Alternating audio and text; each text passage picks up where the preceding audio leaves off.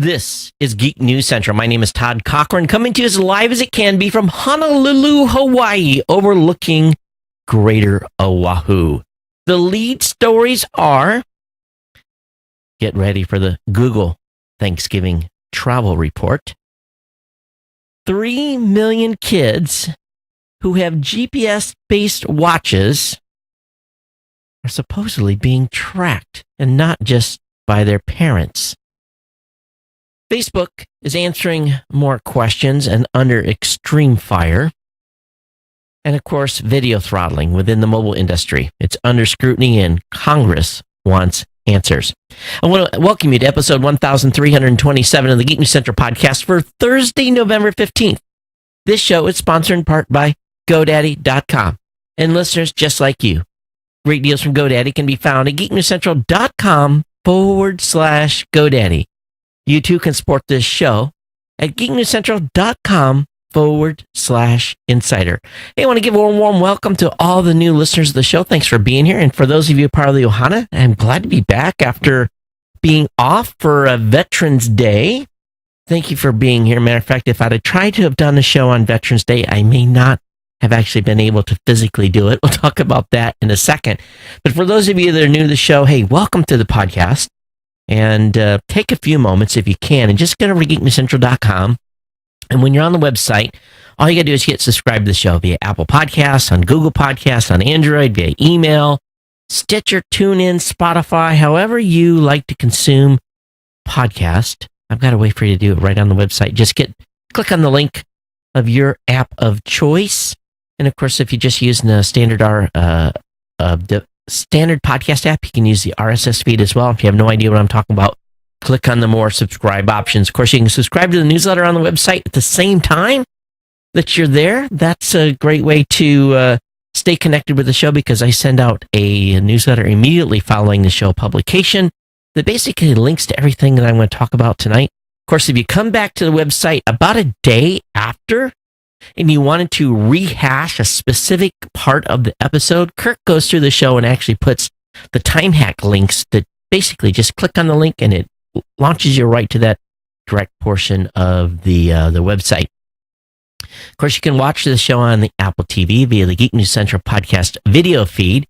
You can listen to it on Blueberry.com. You can listen in your smart home device by using the keyword to launch that device and say, play the podcast Geek News Central. We are live every Monday and Thursday night at live.geeknewscentral.com, on YouTube Live, Facebook Live, Twitter, Twitch, and of course over at Mixer. You can join our chat room, our Mastodon chat room at geeknews.chat. Drop a comment in there. Of course, if you don't like using a Mastodon chat server, you can be part of our Slack channel as well. All you got to do is send me an email and we'll get you connected on the Slack channel. But of course, again, back on that, I forgot to actually show this for those of you watching. The live page has a place for you to make comments, and you can also, of course, do that on our Facebook stream. So yes, plenty ways to stay connected with the show, and we want you to do just that. You can contact me on this show, or contact me if you have comments on the show at geeknews@gmail.com or on Twitter @geeknews. Of course, you can follow me on Facebook. Partner shows include, and these are all linked at geeknewscentral.com, the GNC Week in Review. So check that out. Kirk put out an episode last week, even though he was still fighting being a little under the weather. So definitely give Kirk some feedback on his show. We got the Gadget Professor. He's actually missing this week. Don't know what's... I think Don decided to stay a little bit longer in Italy with his girlfriend, so maybe he didn't put enough shows in the can. I saw that email came through, but at thegadgetprofessor.com. The Pro Gear site, progear.guru, written by my great writing team. The New Media Show, which I do every Saturday with Rob Greenlee, and we cover everything that's going on in the podcasting space, and of course the Podcast Legends Show. If you want to pick up some gear, you can do so at cafepress.com/Ohana Store. Don't forget, this show is sponsored by our good friends over at GoDaddy.com. GoDaddy's been with the show since June of 2005, and I cannot express more my appreciation for your ongoing long-term support of the sponsor of this podcast. We would not continue to hold GoDaddy as a sponsor for as long as we have without your ongoing support of buying products and services over there. And I truly appreciate that. Some of you link to the website. Some of you tweet about it. Some of you tell your friends, family members, people that you know to either pick up a domain name, a hosting account. Really, it runs the full gambit. And we want to thank you for your ongoing support. But if you are in the market for an online product, GoDaddy.com has really everything you need to get online. And whether that be a 30% savings on new product purchases, a 99cent.com, whether it be $1 a month economy hosting with a free domain for the first year, $12 get you going, or $1 a month managed WordPress hosting for the first year, again with a free domain, $12 get you started. The domain value is $8.49 alone. So, it's really, they're giving the website away to you almost for free for that first year. Might as well be free as low as it costs. Or if you're a business owner, 1 month free trial of GoDaddy Website Builder, your choice of personal business or business plus plans. Now, as a reminder, this keeps Geek News Central an independent podcast. It allows me to continue to pay our writers, literally keep the lights on here, insurance, family fed, everything that happens is a large portion of that is our good friends at GoDaddy and their sponsorship and the support of this show. So definitely we appreciate your ongoing financial support by using their products and services and basically trusting me to promote to you a great product and service that I stand behind completely and have been since June of 2005. Okay, so again, thanks for GoDaddy. GeekNewsCentral.com/GoDaddy is the page to go to find those deals. So what have I been up to for the last week? Well, Thursday, after the show, I told you I wasn't going to be doing a show on Monday. And Friday I had already was like not feeling 100% Thursday night, but it wasn't my back. But by Friday afternoon, I had this my back just decided to, put me down on my knees. And basically the strongest pain medicine I take is ibuprofen or Motrin or something to that effect. And I was taking 800 milligram Motrins every 8 hours. And you're only supposed to take that level of dosage every 8. And I was sometimes sneaking them at 6, just because it was bad. I mean, it was bad. And it really kind of, it put me down. Grumpy, couldn't move around. I couldn't sit. And the only real place I got relief was standing up. Even laying down, things were horrible. So I just had it. I haven't had that long of a session. Usually like a day or something. I was laying on the floor, doing everything I could, try to find relief, and it just wasn't happening. So it just had to work its way through, and just completely destroyed my weekend. By Monday night, I was feeling a little better. Tuesday morning, I woke up and I was like, wow, my eyes weren't watering from getting out of bed. And I said, okay, maybe I don't need to take no ibuprofen. And basically, maybe I think I took a 400 milligram later in the day. But by Wednesday, kind of back to semi-normal.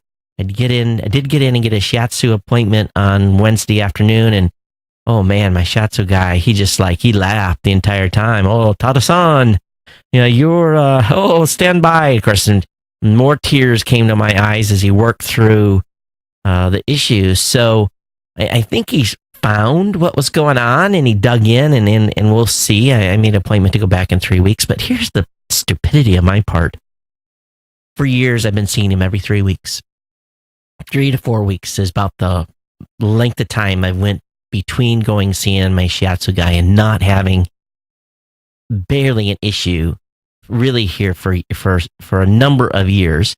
And I don't know, something 2-3 months ago, we got off track. I was busy. He was moving his business, blah, blah, blah, blah, and just paid the price. So I've kind of learned my lesson here. I'm hopefully getting back in the groove of seeing him. Just enough of an adjustment to keep me right. I keep telling, he's getting older, and I keep telling him, John, you cannot, you cannot retire, or you have to find me someone that has good of a, I guess for a better word, a thumb as he does. But anyway, that's what my past week has been.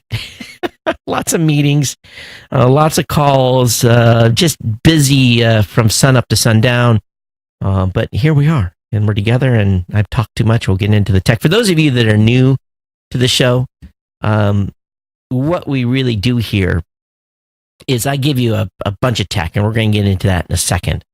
But I spend about the first 10, 12, 13 minutes of the show kind of catching you guys up, going through the normal routine, and this is just this way this show is, and this way it's been for what are we on tonight? 1327 episodes, and the Ohana, the family members of this show are as much part of the family of my family as my actual family. So you guys are all a big part of the team here. And if you're new, I want to welcome you to the Hana, and thank you for letting me indulge. But this is the format of the show, and it's different than some other shows, but it is what it is. And I've been doing this now since October of 2004. So heading into the 15th year here, and for me, this is fun, and it's a lot. Gives me an opportunity to chit chat and share my ideas. But anyway, we're up on all these different live streams. We're an hour earlier now. It's only 5 hours, so that there's no excuse. People can actually see the show. I started tonight at 7 p.m., so that means the latest it is on the West Coast is 9. So better to watch me than to watch the Bloob Tube, right? Or watch YouTube videos. You can watch me here live doing the show. So I've been trying to go a little bit earlier. That's something I've been trying to do. I don't always succeed, but that has been the goal here, is to go it's probably 7 is about the earliest Hawaiian Standard Time that I can go live. But anyway, let me go ahead and get into the stack of stuff here. First of all, Thanksgiving is fast approaching. Matter of fact, I'm like, do we have a turkey? And magically, turkey appears in the refrigerator. And do we have a ham? And magically appears a ham in the refrigerator. And of course, my wife bought too many potatoes, and I was telling her, make sure you get the big ones, because I don't like peeling the small ones, but she got the small ones. So maybe we're going to do a little different mashed potato this year. Maybe I'll leave the skin on the potatoes. But anyway, getting the influx of food, and my daughter, so I'm going to invite some friends over, and I'm like, how many? Because, there's only 5 of us here. My son's going to be gone with his girlfriend to Los Angeles. So that's 4. How much turkey can 4 of us really eat? And so she's getting me a head count, and I'm like, maybe you're going to have to get another bird. So anyway, but Thanksgiving for many of you means getting in the car. And Google is going to have a Thanksgiving report to help you avoid traffic and crowds. With millions of people traveling, boy, oh boy, it's a nightmare for many of you. Google Maps has already informed you about how congested the roads are on typical days, and now the team has produced a report specifically for Thanksgiving that shows you the busiest periods before and after the holiday. In addition to the traffic, the report also shows historical busy times. So it's going to give you a rundown here of how the traffic's going to be. Now, things are going to be a little crazy for me, because on Thanksgiving's on Thursday. Of course, Black Friday is Black Friday. Probably going to do nothing. Saturday, I have the new media show in the morning, and then Saturday night, I get on an airplane. I go to the East Coast, and I'm on the East Coast for a full week. Shows as normal while I'm on the East Coast. Monday and Thursday, there'll be 2 shows, audio only. and then I fly back on Saturday. So I'm going to have kind of a weird Thanksgiving holiday weekend because it involves travel, getting ready to get into the East Coast for meetings come Cyber Monday. But anyway, so Google's going to have this report to help you avoid some of those peak travel times, and they list all the major cities and some details that go along with that, and I'll have the link up in the show notes for you to check out. This article that I discovered this afternoon, or that Kirk discovered, it basically outlines what's happening with these GPS watches. So, according to the Register, up to 3 million kids' GPS watches which can be tracked by parents, and apparently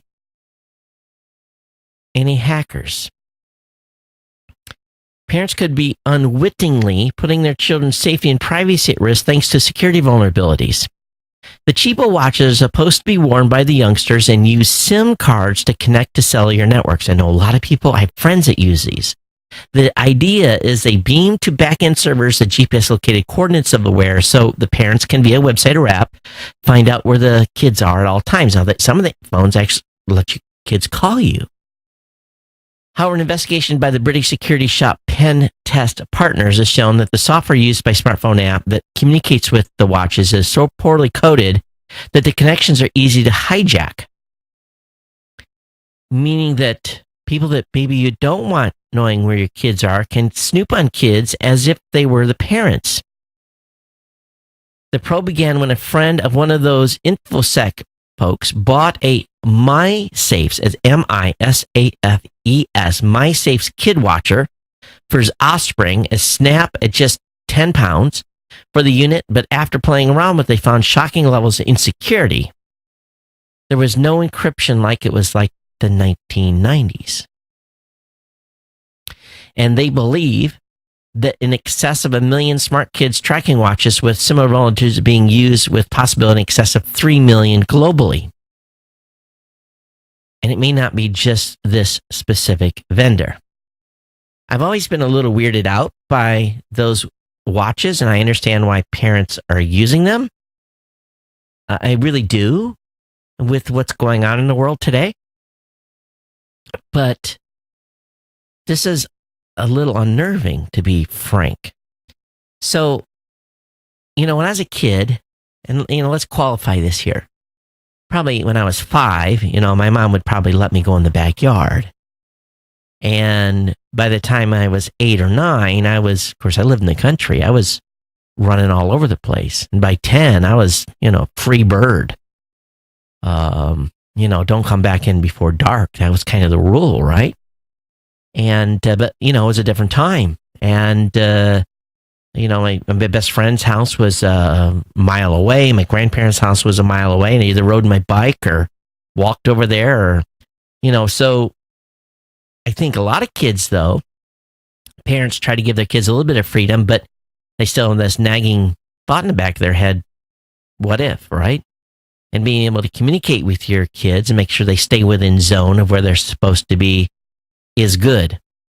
And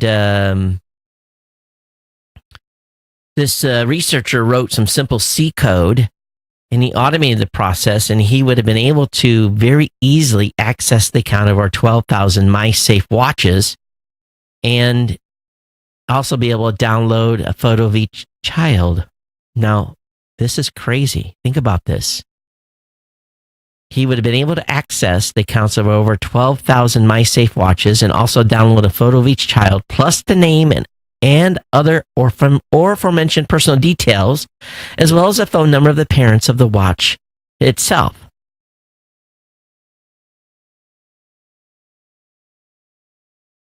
This is crazy. And they basically use some IMEI tools. And IMEI is the information that identifies every device, every mobile device. It's a long character. And using some ID spoofing, he could really do some damage here. So please, please, please look if you have one of these, or you have given one of these for a birthday present, or you're a grandparent and gave this to a parent, please check into the security of these GPS watches, the ones that you have bought, and reference this particular article when you reach out to the vendor that has sold you that device to find out, are you affected here?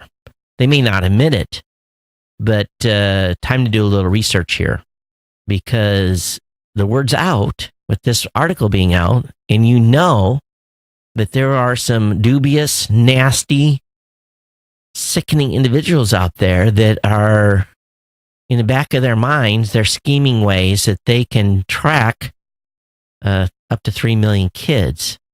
And it's very, very scary, if you ask me. So I think I would be taking a GPS watch if I had one on one of my kids, and I think I'd be smashing it in about 1 million pieces. And usually it's not a teenager that has one of these. It's usually a very, 10, 12, just about old enough to kind of go to the park maybe on their own, but not, depends, I guess, where you live too. Some of you are wrinkling your nose, but where I grew up, again, I was a free bird at about 10 or 11. I didn't have to, just be home before dark, right? So anyway, I'm going to move on here, but very, very scary stuff. Hey, Rich, thanks for being on the live stream. How you doing? Yes, Wizard. Yes, indeed. For those of you that know what that means. Facebook CEO has reportedly told executives to stop using their iPhones. It appears that comments critical of Facebook from Apple CEO Tim Cook didn't go down so well with Facebook CEO Mark Zuckerberg. He reportedly told Facebook executives to start using iPhones and start using Android smartphones instead. Zuckerberg reportedly told them to switch to Android phones as OS has a higher usage worldwide compared to iOS. And it was in relation to Cook's comments in the wake of the Facebook's Cambridge Analytica data scandal. But it goes much, much deeper. There is a report out today by the New York Times that has the folks over at Facebook on the defensive. And it basically says that Facebook knew for a significantly long period of time that they had problems with foreign actors. And they did interviews with more than 50 people to show how Facebook stumbled in dealing with multiple crises, which Zuckerberg and Sandberg initially, and this is the key word here, tried to obscure. They tried to hide this and, put people into a delay, deny, and deflect, and hired some firms to actually go after people. And this is pretty nasty stuff. But here's what I want you guys to really think about. Facebook is big. They do revenue higher than some countries, right? They have immense power over our lives. If you're a daily Facebook user, think about how they can shape how we act and how we think by the content they put in front of us. They have an incredible amount of power. And this is why I continue to say that, we should call it, again, face bag is really, in the scheme of things, something we all have to start moderating our usage on. But with 2.2 billion people using the service, they have a lot of power, and they can deflect, and they can apply pressure, and they can hire PR firms and lobbyists to do their battles for them. Now, Facebook has allies in Washington, D.C. They got Senator Chuck Schumer. He has intervened on behalf of the team at Facebook before. And but these crises that they have been up against, they've done, instead of trying to answer things head on, they've, again, tried to deflect and push things to the side. But this is pretty significant. This article is well worthy of a read by all of you. And it talks about how they tried to minimize the information that they knew Russia was doing in the role of the 2016 elections. It just goes on and on and on. This is probably, I'm not necessarily a fan of the New York Times, but they put out a pretty good piece here. And they had a number of writers that worked on this. And Facebook is in the bullseye of some pretty damning information out there. So I'm going to recommend that all of you please read this article. If you have, again, you get so many free reads on the New York Times each month.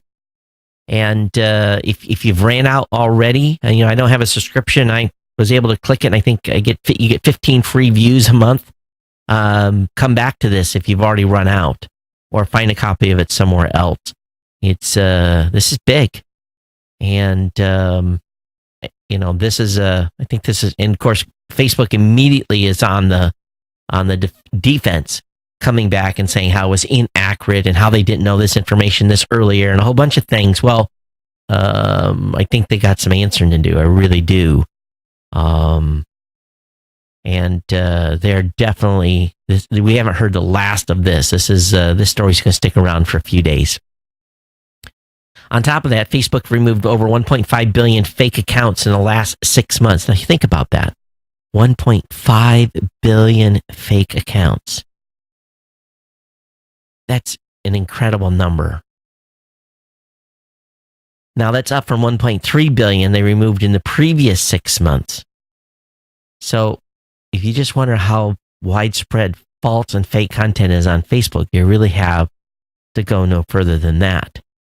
So be careful what you're consuming out there and who you're following and linking to, and make sure that the people that are friending you, you actually know who they are.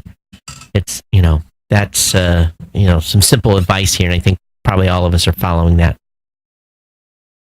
Let me see if I've got anything else on this specific article. I don't think so. There's 3 different pieces here. Kirk found the core piece, and then I grabbed a couple of more. But anyway, you guys will be able to follow through. Senators want answers from mobile carriers on video app throttling. If you've ever had a suspicion that your carrier may be slowing down your internet speeds while streaming videos, you aren't alone. 3 U.S. Senators, Edward Markey, Democrat, Massachusetts, Richard Blumenthal, Democrat of Connecticut, and Ron Wyden, Democrat of Oregon, are pressing the 4 major carriers about alleged throttling. In a letter addressed to the heads of AT&T, Verizon, Sprint, and T-Mobile, the senators claim the carriers may be inappropriately throttling and prioritizing internet traffic from popular streaming video apps, including Netflix, YouTube, Amazon Prime, NBC Sports, and Skype. The line of inquiries cite research from WeHe, a mobile app developed by research at Northeastern University and the University of Massachusetts. So those researchers found that nearly every carrier throttles at least one app, with YouTube being the primary target. So they want the carriers to explain themselves. Good luck with that happening. Of course, we got devastating fires out west, with literally thousands of people having lost their homes, a large loss of life. And of course, it's been dubbed the Camp Fire. There's some great satellite imagery over space.com that shows the extent of the smoke pattern, and it just it looks pretty devastating from space, and of course it looks even worse on the ground. But if you want to see how devastation is being tracked from our satellites in space, I'll have the link up in the show notes for you to check that out. All right.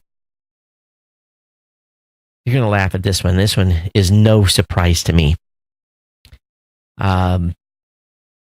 Japan's new cybersecurity minister. Now listen to this. Japan's new cybersecurity minister admits he's never used a computer. Now, you're going to be like, what? Yoshitaka Sakuruda, 68,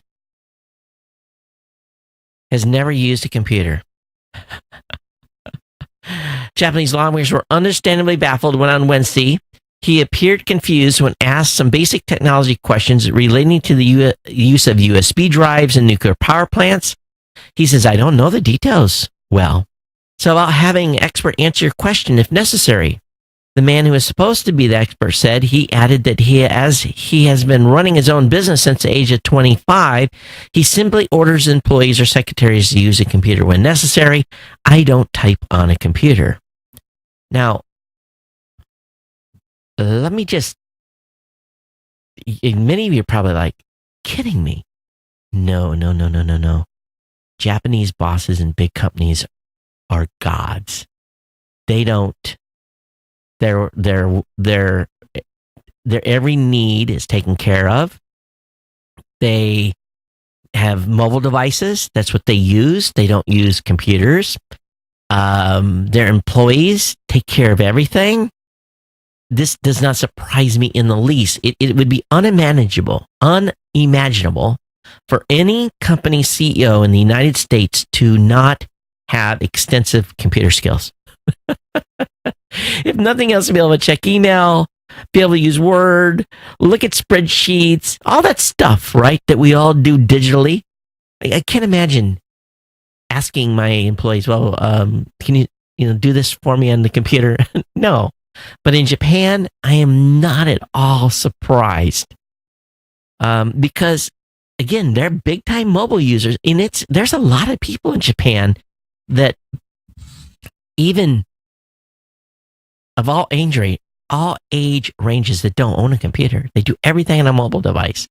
And maybe they have to use one for their job. But, when you go into a store now and they're still counting change with the click, click, click, click, click. They have these, I forget what they're called, abacuses, I think. And this is amazing. Now, this isn't the first time he's caused controversy. He's also overseeing the 2020 Olympics in Tokyo. And so, he is a figurehead. It's all about the good old boy club in Japan. Not the good old lady club, the good old boy club. A male-dominated, run. It's the way it is in Japan. And it's some stuff so far behind is just, oh my gosh. Now, Japan is widely known for being one of the most technological and innovative in the world. But political appointments aside, the boss is king in Japan, and most of them don't have to do too much except bark out orders. Do this for me. Get my coffee. Bring me the newspaper. Get my lunch. That's that way in Japan, big time. At least my personal exposure. And ladies, I know it's going to make you mad, but very, very, very, very male-dominated society in a big way. All right, moving off that, TechCrunch is reporting a leaky database of SMS text messages, exposed password resets, and two-factor codes. The exposed server belongs to VoxOx, formerly Telecentris, a San Diego-based communications company. The server wasn't protected with a password, allowing anyone who knew where to look to peek and snoop on near real-time stream of text messages. So basically, if you get a text, if you ever get one of those automated texts that, you just logged in to Google or you've accessed your bank account and here's the authority code to, your two-party authentication, all that stuff is usually sent through services. And they, at least 26 million text messages year to date were exposed. And that's big. That's big. Now, here's some companies that data was found from.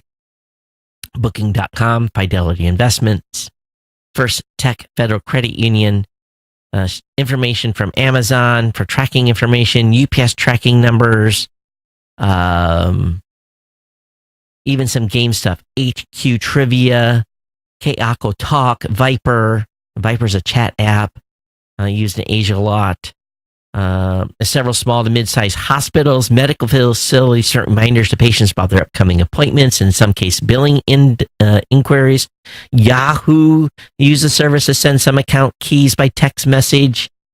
Bado, Booking.com. Boy, oh boy, oh boy. So, yeah, they just left the server unlocked. People could get in there and review a live stream of SMS messages. Really simply amazing. All right, Elon Musk SpaceX wants FCC approval to put 7,000 Starlink internet satellites into orbit. The decision by the FCC paves the way for SpaceX to build its full network of about 12,000 satellites intended to blanket the Earth in wireless internet access. Proponents say next generation satellite internet technology could help developing countries in rural areas connect to economic opportunities currently out of reach of them because they lack competitive internet access. So the FCC gave SpaceX approval next month for its first 4,400 satellites. The company's initial goal to place 1,600 satellites in the next few years, but it said it could take more than 6 years to complete the full network. So I wonder if they're going to piggyback some of these satellites on some of their normal lifts. That's the question. Doesn't say what orbit they're going to put them in. Well, we'll see what happens here. We'll see if SpaceX can pull this off. You live in Massachusetts. Comcast owes Massachusetts customers $700,000 in refunds for misleading advertising. The company will also cancel the debts of more than 20,000 customers as part of the settlement. The settlement revolves around allegations that Comcast didn't disclose the monthly costs in terms of its long-term cable contracts. This includes not telling customers that the company could raise the cost of some monthly fees anytime during the contract after they told them they'd been locked into like a $99 plan. So, of course, people were getting hit with $240 early termination fees. And so anyway, they got hit pretty good here. So nice to see a win for the people. Of course, $700,000 spread amongst the people that were affected probably doesn't amount to very much to each individual person. The Verge is reporting that Fox News is upset at Twitter for responding too slowly to the Tucker Carlson docs. Now, if you guys didn't know about this, some group that had a Twitter account posted the address to Tucker Carlson. Tucker Carlson is a news person on their network, or a news entertainer, whatever they call these folks these days. And so they published his published his address, and then his home was besieged by protesters. And they got pretty nasty. And Fox had submitted a takedown of this, and basically Twitter was so slow to respond that Fox has gotten a little bit upset, and their Twitter account has been dark. They have not published a single tweet for the last 7 days. Now, who does this hurt? Does this hurt Fox, or does this hurt Twitter? Now, usually when you have an issue with someone and you want to call them out, what do? You call them out on Twitter, you call them out on Facebook, you call them out on Instagram, you call them out everywhere you can. You dog them as much as you can and build public opinion as much as you can. But yet, Fox chose to be silent.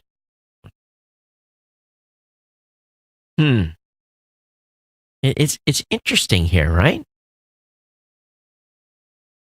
It is very interesting. Multiple outlets reported over the weekend that Fox News Twitter break was to protest the social media's company's slow response to requests to delete tweets that contained Carlson's home address. The Verge reached out to Fox News for comment. While they said they weren't speaking about the Twitter silence publicly, they didn't refute the other news reports. They count the docs Carlson smash Racem DC. was eventually suspended. Fox reportedly complained to Twitter about the account, but instead of immediately removing the inappropriate content, Twitter instead insisted Fox open a support ticket. Okay. If you can't report an issue with their own tools, and I'm sure that support ticket would have went into a queue and waited for hours. So, interesting move. What do you think about Fox's maneuvering here? Are you on AT&T? And you have a couple of kids have mobile phones as well? AT&T is sunsetting its parental control Smart Links app and replacing it with a new app called Secure Family. The new app will be available on November 26th and includes new features like location tracking, time limits, and content filtering. You have to pay for this. It's 10 lines for $7.99 a month. Of course, it's not free. They don't give anything away from free.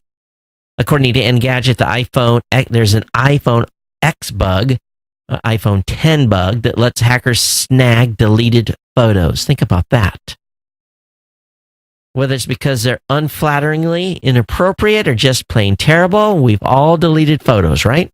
You know, when you delete a photo in the iPhone, it actually goes to a deleted folder, which doesn't truly delete for 30 days.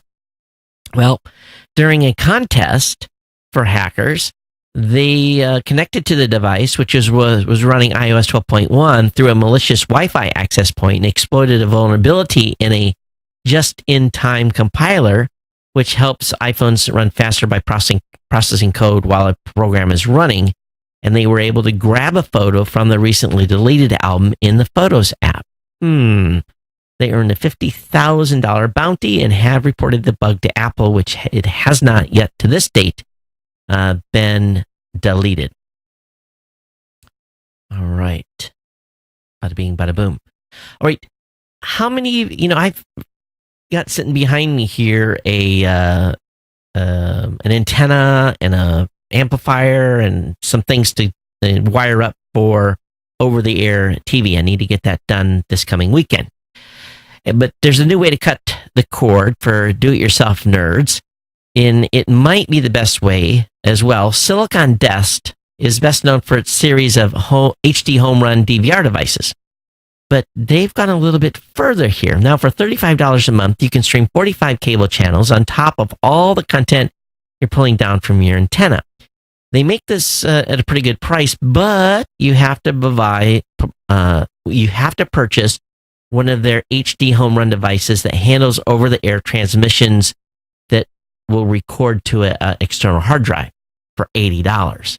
So some of the channels they have is Nickelodeon, True TV, QVC, AMC, VH1, Lifetime, TBS Travel Channel, Cartoon Network, Headline News, Hallmark, ESPN, Bravo, BET, FX, Comedy Central, National. This is almost the same lineup as YouTube TV. There's no HBO offering. But anyway, for your do-it-yourselfers, this is something to consider. Link will be up in the show notes on this. $35 a month. Get you, again, 42 channels, but you got to buy their little DVR device as well. If you're a Firefox user, Firefox will now inform you if you visit a recently breached website. Firefox monitors a free service from Mozilla. It notifies users when their email has been part of a breach. Hundreds of thousands of users signed up for the service.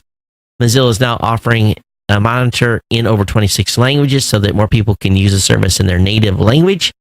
I'm still a big fan of LifeLock. I pay, and it's not I don't have an affiliate code or nothing, but I've been using LifeLock now for 2 or 3 years, and you have this big online presence like I do, you almost have to have something in place. I have two really things in place. I have a credit monitoring service that monitors all my, it sends me, like, hit the card, I get a report, lots of different things, and then, of course, LifeLock. So, doubly, able to double watch what's going on with from an identity theft standpoint.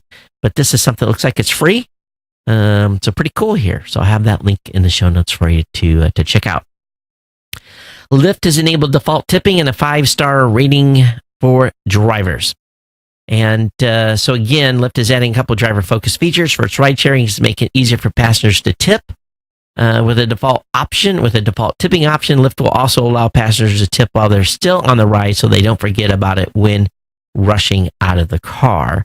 And I had this turned on for my recent Lyft ride, and I thought that was just automatic already. But anyway, there's some new features in the Lyft app, and maybe I was part of some beta or something. All right, Google Assistant has added some smart home bells and whistles in time for the holidays. Something called Broadcast Message, which will broadcast a message over multiple devices. Recipe functions, some stuff for the kids that has some kid-oriented alarm features. So some updates there for you for Google Assistant. Link will be in the show notes. SpaceX ties its record for the most launches in a year, and they put one up today. They basically launched the ESHAL-2 satellite and ESHAIL-2, and they did land the stage on the drone ship, so that was a good launch. So with the launch today, they've flown 18 missions this year, tying its record set in 2017. And they're saying the company could fly as many as 4 more rockets this year. So pretty impressive here. It's getting to be, I hate to say it, there's nothing routine in space launches, but they're really making some progress here, aren't they? Google Maps will now let you chat with businesses. This is something new. There's a blog post from Google announcing a new feature for Google Maps. After it rolls out to the iPhone and Android users, there will be a new message button on the left-hand slide-out drawer that lets you message the business you find in Google Maps. A business that wants to participate will need to use Google's My Business verification system and associated app to send and receive messages. I wonder how much that costs for the businesses.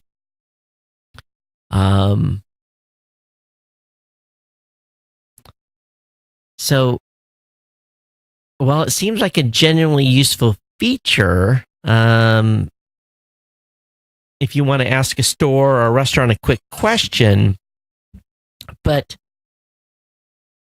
how quick is the response actually going to come? You're going to have people that are going to be monitoring this all the time to do a response. And,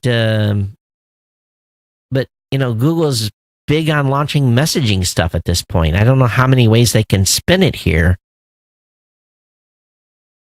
Because oftentimes I'll find messages for us, a variety of different places, and I'll respond like I wake up and there's 5 messages in a place that asking for support where they could have already had support. If they'd emailed support, people just they want an easy way to connect with people, and I understand it. But it's really not built into our current support mechanism, which we're looking at. But and how do you respond to people when you're everyone's in bed? We're not a 24/7 company. Uber's lost over $1 billion in quarter 3 as it closes in on an IPO. It's insane. Uber, according to self-reported financials, said it lost on a GAAP basis $1.07 billion as it continues to invest in new areas such as bicycles, scooters, and freight shipments. The company is still growing, however, as the revenue rose 38% from a year ago to $2.95 billion. Albeit those gains are down 51% from previous quarter, meaning that overall the speed of growth is slightly down. Uber earned $12.7 billion for gross bookings, and but still, come up a little bit short here. This comes ahead of the company's anticipated IPO next year, to which some are valuing the company at $120 billion, more than double its last reported private valuation of $62 billion. So we'll see. We'll see what happens here. But just crazy. Lost $1 billion in a quarter. Amazon has launched a new portal called Second Chance. They're encouraging you to recycle your old gadgets. It compiles information on how to recycle, repair, and return devices. The e-commerce giant calls it a one-stop shop. where you can learn how to responsibly get rid of your old gadgets laying around taking up space. I know that I've got enough of them around here. Some I don't want to give up because they're almost collector's items. But you always in the back of your head, you're thinking there's a lithium battery in there that someday is probably going to swell up. So anyway, link up and be in the show notes on that, on some ways to recycle some gadgets as we're heading into the holiday season. Project Fi, you guys remember we talked about Project Fi. Google has recently upgraded its virtual private network feature for Project Fi, allowing users the option to use a VPN for everything they do on Project Fi, Wi-Fi and cellular connections alike. So this is kind of cool. So when you're on, if you have a Google Project Fi phone, you can be on a VPN at any time. That's kind of cool, yeah? I like that. Twitter's Explore tab starts sorting some stories into sections. The update is only available in the United States.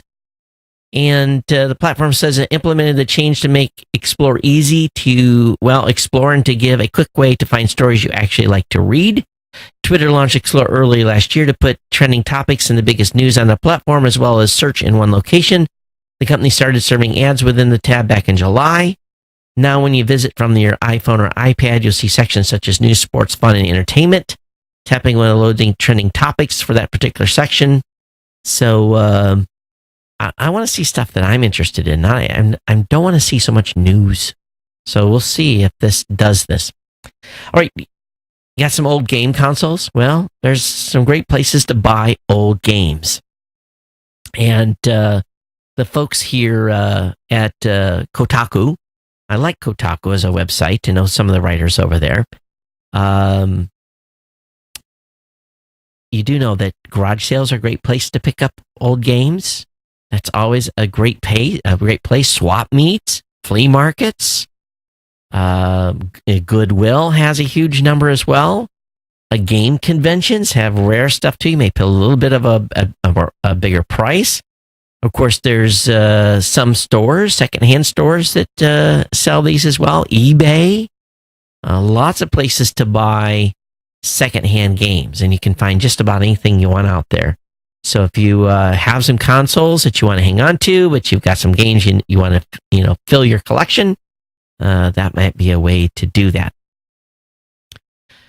Over on Android Central, they're talking about the folks at Plex. New Plex subscribers can sign up for a lifetime pass for just $89.99. The lifetime pass of Plex is normally $150, but right now it's discounted to $119. Okay.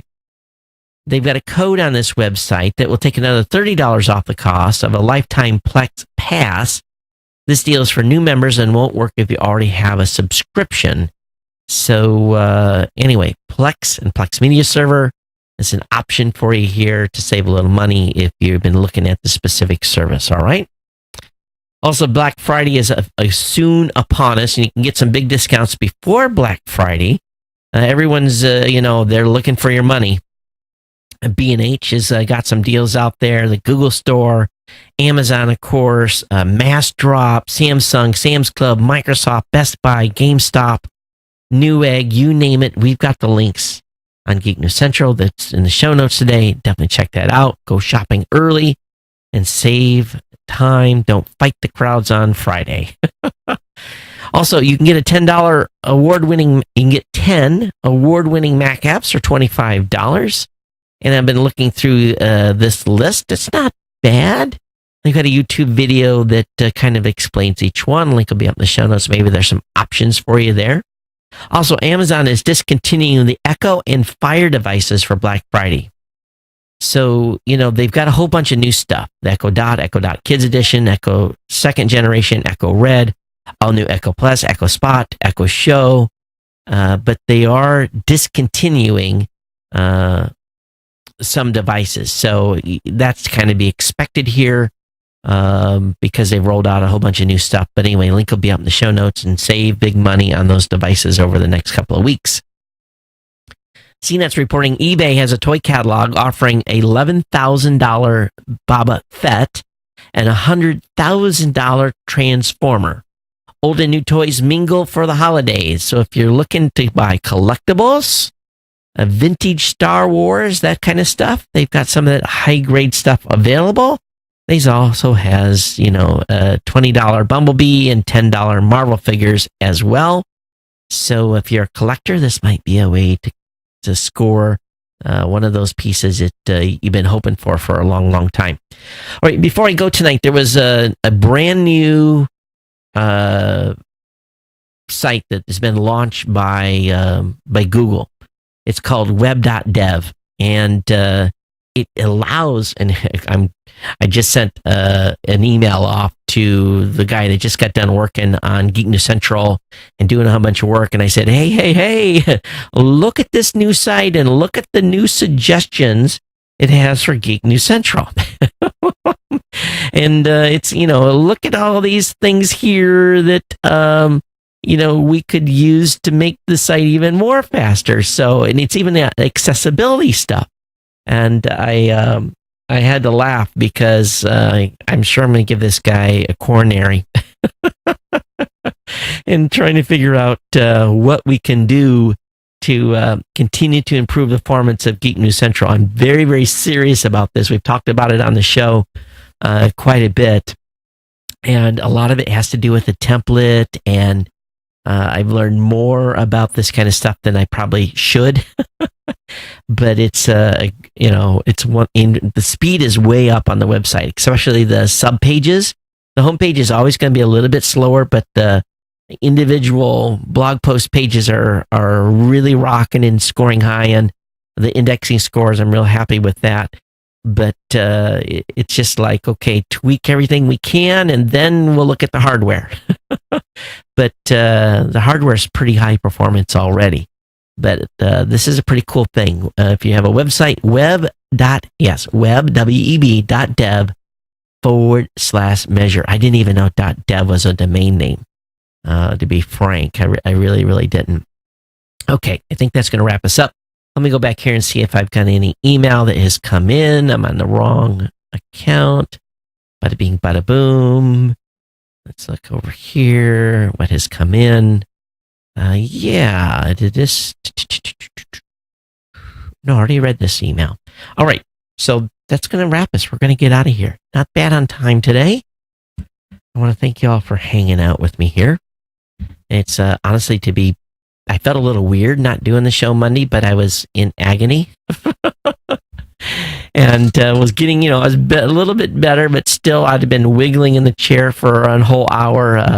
The live stream stuff worked tonight. We had some hiccups on the last show with the folks at Wowza, but everything stayed up hot and heavy today.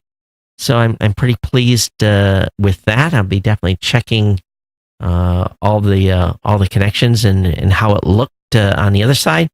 But I think we're good. Everyone will be back with you on Monday.